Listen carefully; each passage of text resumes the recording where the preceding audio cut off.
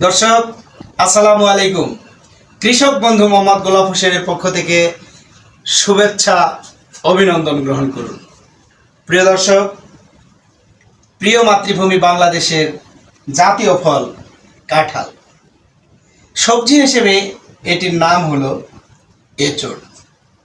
প্রিয় দর্শক, গ্রাম বাংলার গ্রামীণ জীবনে অনেকটাই সবজির অভাববশতই কাঁচা কাঁঠাল রান্না করে খাওয়া হয়, কিন্তু জেনে বুঝে খায় না এর কত পুষ্টি উপাদান। প্রিয় দর্শক, কাঁচা কাঁঠাল বা এঁচড়ের পুষ্টি গুণাগুণ এত বেশি যে এটাকে আমরা বলতে পারি গরিবের মাছ মাংস। বলা বাহুল্য যে অনেক ধনী ব্যক্তির মাছ মাংস খাওয়া ডাক্তারের নিষেধ থাকায় এটি এখন এবং পর্যায়ক্রমে ধনী ব্যক্তিরও মাছ মাংস হিসেবে পরিগণিত হবে। প্রিয় দর্শক, আসুন জেনে আসি গরিবের মাছ মাংস এঁচড়ের পুষ্টি গুণাগুণ। অবশ্য পুষ্টি গুণাগুণ এবং উপকারিতা বর্ণনা শেষে এর আরও একটি নাম দেব, ততক্ষণ আমাদের ভিডিওর সাথে আপনারা থাকবেন। প্রিয় দর্শক, এঁচড়ের পুষ্টি গুণাগুণ হলো এঁচড়ে রয়েছে প্রচুর পরিমাণ ভিটামিন এ, বি1, বি2, বি3, রয়েছে vitamin C, magnesium, calcium, potassium, iron. প্রিয় দর্শক,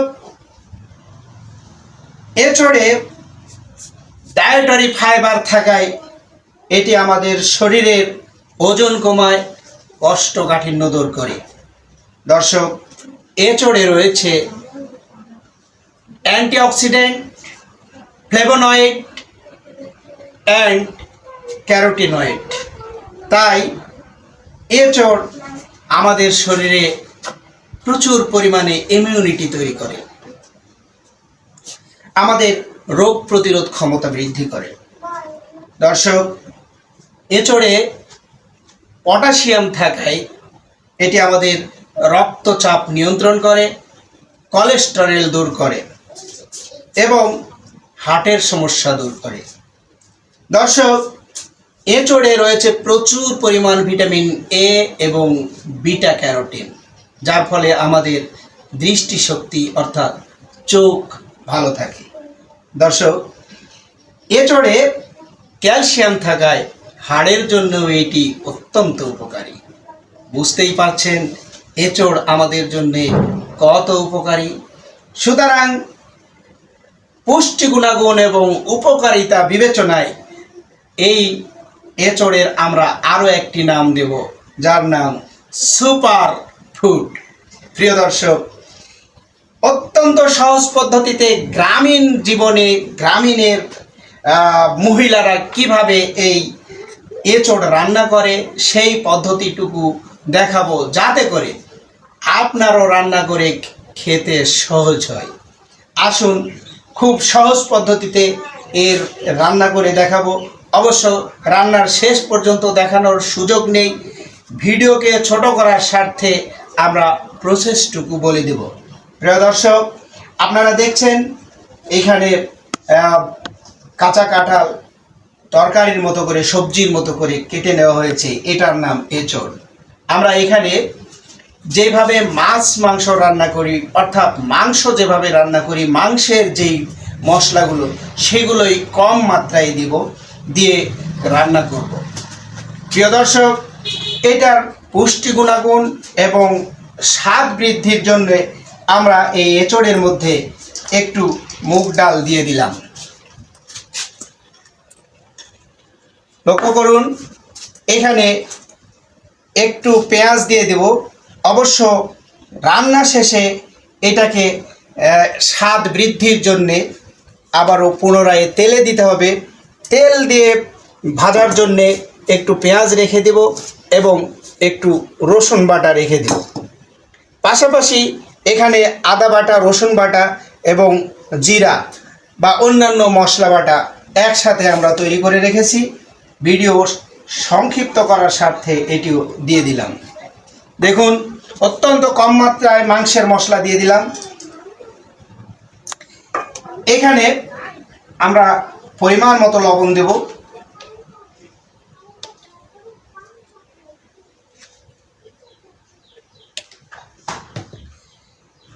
আমরা কাঁচামরিচ দিতে পারি, তবে স্বাদের বৃদ্ধির কারণে আমরা গুঁড়ামরিচ দেব।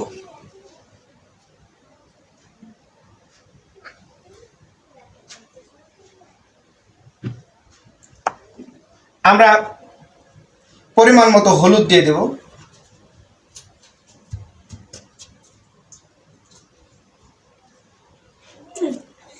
আমরা এখানে অল্প মাত্রায় তেল দিয়ে দেব, কেননা পরে আবার এটাকে তেল দিয়ে ভাজতে হবে, সেই জন্যে আমরা তেল দেব।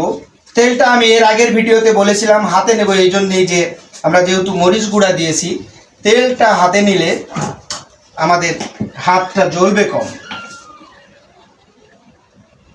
আমরা এটাকে একটু মিশ্রণ করে নেব।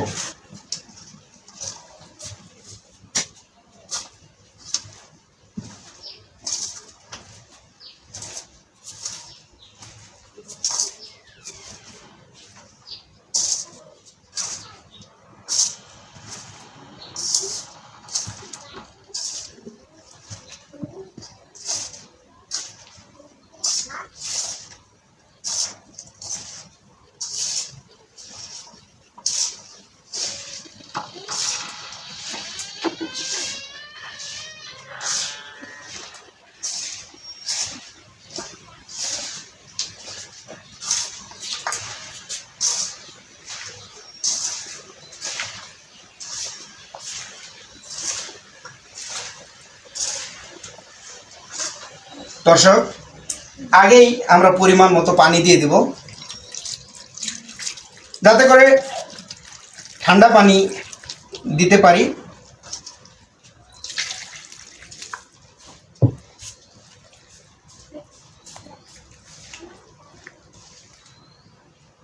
প্রস্তুত হয়ে গেল রান্নার জন্যে। সিদ্ধ হওয়ার পূর্ব পর্যন্ত এটা রান্না চলবে। আমরা চেষ্টা করছি আপনাদের দেখানোর।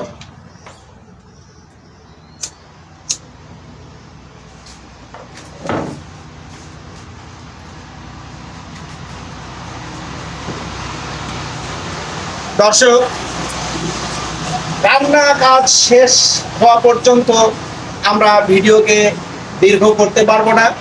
আপনাদের জন্য পরামর্শ থাকলো, এটা রান্না হয়ে যাবে, সিদ্ধ হয়ে যাবে, পুরোপুরি সিদ্ধ হয়ে যাবে। আমরা লবণটা টেস্ট করে নেব, বা প্রয়োজনে ঝাল টেস্ট করে নিতে হতে পারে। সবশেষ এটাকে নামিয়ে নিয়ে কড়াইটা একটু পরিষ্কার করে ধুয়ে নিয়ে আমরা আবারও এটা কড়াইটা বসাই দেব। দিয়ে সেখানে আমরা যেটাকে পাঁচ ফোড়ন বলে, অর্থাৎ মৌরি, জায়ফল, কালো জিরা, জিরা, মেথি, এই 5টি মশলার সমন্বয়। এবং আমরা বলেছিলাম পেঁয়াজটা বাদামি রং হবে। তারপর সেখানে আমি 5 ফোড়ন দেব এবং পেঁয়াজের সাথেই রসুন দিয়ে দেব। দিয়ে আমরা এটা আবারও ঢেলে দেব, দিয়ে একটু তেলে ভেজে নিব। হয়ে যাবে আমাদের সুস্বাদু এঁচোড় রান্না। এঁচোড় নয়, গরিবের মাছ মাংস রান্না। শুধু গরিবের মাছ মাংস নয়, এটা সুপার ফুড রান্না হয়ে যাবে। আশা করি গ্রামীণ জীবনের সকল মানুষ এঁচোড়ের পুষ্টি গুণাগুণ উপকারিতা বিবেচনায় প্রত্যেক ঘরে ঘরে সপ্তাহে ন্যূনতম একদিন এঁচোড় রান্না করবে এবং পরিবারে এর খাওয়ার প্রবণতা বৃদ্ধি করবে। প্রিয় দর্শক, এখন আর শুধুমাত্র একটি মৌসুমেই কাঁঠাল চাষাবাদ হয় না। ইচ্ছা করলে বসত বাড়ির এক পাশে মিশ্র ফল বাগানের মধ্যে একটি 12 মাসি কাঁঠাল গাছ লাগিয়ে আমরা সারা বছর এঁচোড় খাবো এবং মাছ মাংসের প্রচুর পরিমাণ তৈলাক্ত চর্বি জাতীয় প্রোটিন থেকে রক্ষা পাওয়ার জন্য, শরীরকে রক্ষা করার জন্য আমরা এঁচোড় খাওয়ার প্রবণতা বৃদ্ধি করব।